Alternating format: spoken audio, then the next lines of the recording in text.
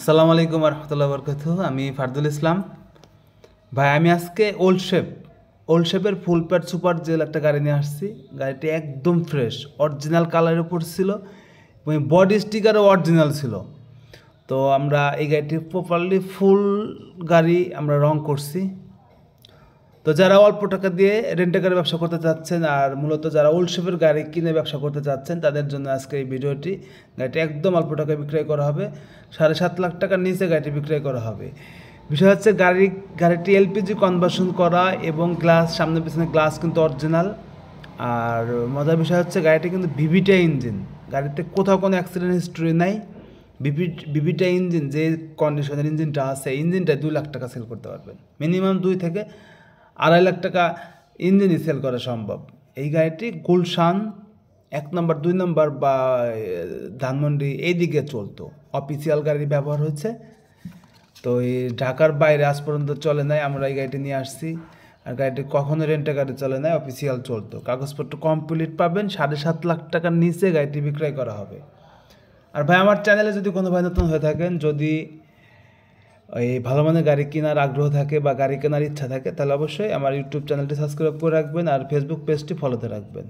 4টা চাকাই ফ্রেশ, সাসপেনশনের কোনো কাজ নেই। এবং এছাড়া আমরা দেখতে পাচ্ছেন সিট কাভারটা নতুন লাগাইছি, ফ্লোর ম্যাটটা নতুন লাগানো হয়েছে, আর সিলিংটা একদমই ফ্রেশ। আসলে 2004 মডেল ওল্ড শেপের সুপার জেল গাড়ি আপনি 2025 সাল এত ফ্রেশ গাড়ি আপনি পাবেন না।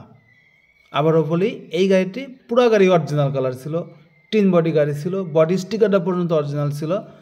তো আমরা ফুল গাড়ি রং করছি, বডি স্টিকার এই অরিজিনাল না।